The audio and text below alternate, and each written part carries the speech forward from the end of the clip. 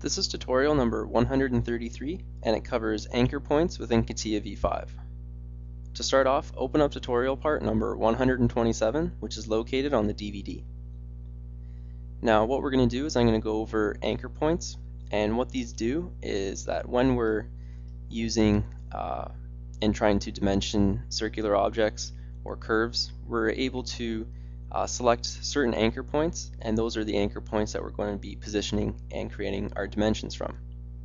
So say I want to dimension from this line here to this edge here. I want to know the dimension vertically, how far it is away from each other.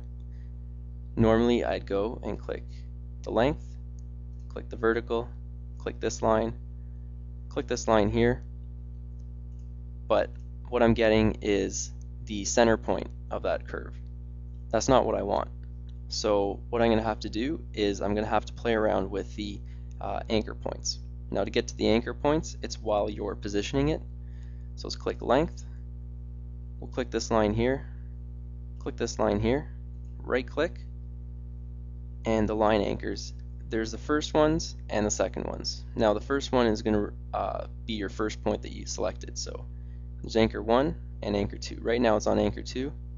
If I put it to anchor 1, it's going to be up there. So let's position it on anchor 2. I'm happy with that there. Now let's go and we'll change the anchor for the circle. So the second extension line, let's put it to 1. That's not what I want. Put it to 3, and that's what I want. So you're just going to have to play around with the anchor points until you get it. And once you get it, click OK, and you've positioned it. So you can do this with lines, circles, whatever it may be.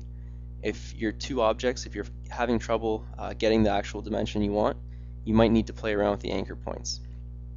Now you're also able to use the intersection point detection. That's going to help you get some anchor points. Like I can get this point here, but I can't find the anchor point here using the intersection point detection. So you can anchor it down with this and then click down here and then play around with the extension line. So I'll put it to 3,